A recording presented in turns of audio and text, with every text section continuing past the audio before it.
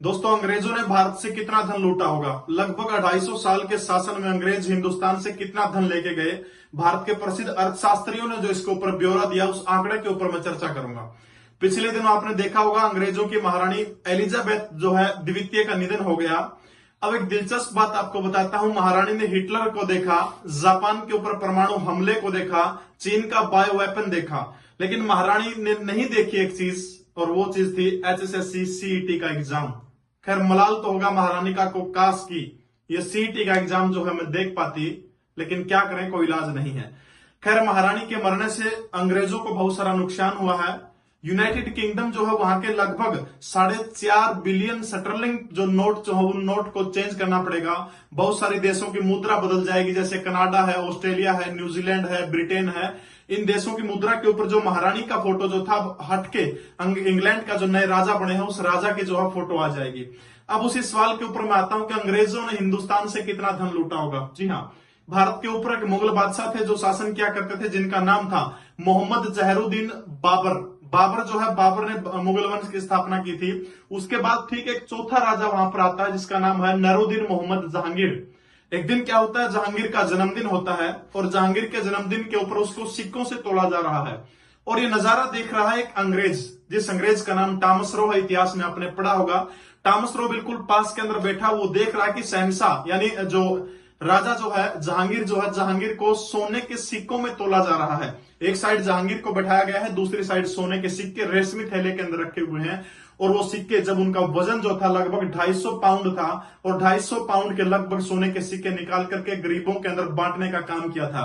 ये देख करके टॉमस रो हैरान रह जाता कि हिंदुस्तान के अंदर कितनी दौलत होगी जब एक बादशाह के वजन के बराबर सिक्के तोल करके गरीबों में उनके जन्मदिन के ऊपर बांटे जा रहे हैं। टॉमस रो बादशाह के दरबार के अंदर घुटनों के बल पर बैठता था, और घुटनों के बल पर बैठते बैठते लगभग 3 साल उसको लगे। और उस 3 साल के अंदर साल आती है 1618। उस 1618 के अंदर क्या करता है कि सूरत में व्यापार करने की अनुमति टॉमस रो यानी ईस्ट इंडिया कंपनी को मिल जाती है।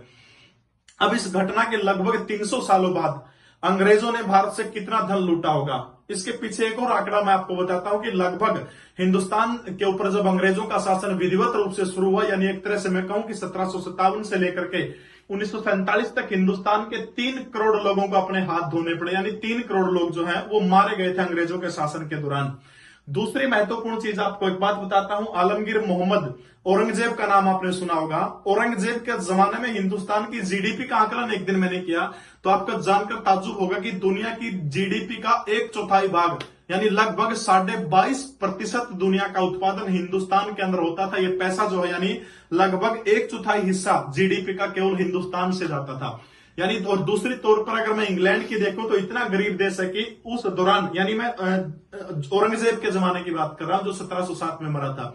औरंगजेब के जमाने में अगर मैं इंग्लैंड की बात करूं तो, ब्रिटेन की बात करूं तो दुनिया की जीडीपी में उनका जो योगदान था मात्र 2% था। हिंदुस्तान का योगदान 22.5% था।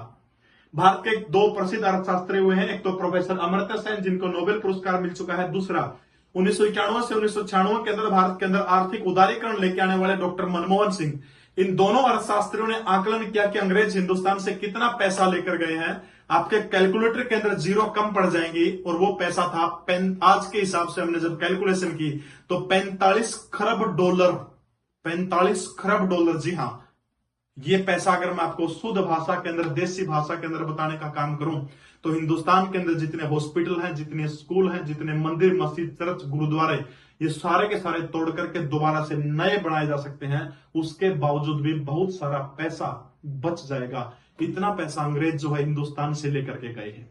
आपको एक और आंकड़ा बताता हूं। 1739 के अंदर हमारे हरियाणा के करनाल के अंदर एक युद्ध हुआ था, जिसको हम करनाल के युद्ध के नाम से देखते हैं। मोहम्मद शाह रंगीला और दुरानी वंश का एक शासक जिसका नाम नादिर शाह है, नादिर शाह और रंगीला के बीच में जो युद्ध 1739 के अंदर हुआ था, उस युद्ध के बाद मोहम्मद शाह रंगीला को डरा करके अहमद शाह अब्दाली का ये वंशज, ये पूर्वज काम क्या करता है, लगभग 143 अरब डॉलर रुपए हिंदुस्तान से लूट के लेके जाता है। 143 अरब डॉलर, इतने रुपए हिंदुस्तान से लूट के ले जाता है। आप हिंदुस्तान का सोच सकते हैं कि इस देश को क्यों सोने की चिड़िया कहा जाता था। खैर, समय की बात है।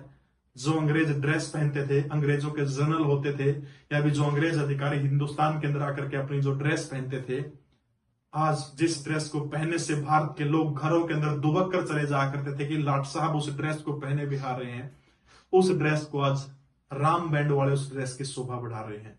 ये समय की बात है। तो दोस्तों, आपको स्टोरी कैसी लगी कमेंट। भारत माता की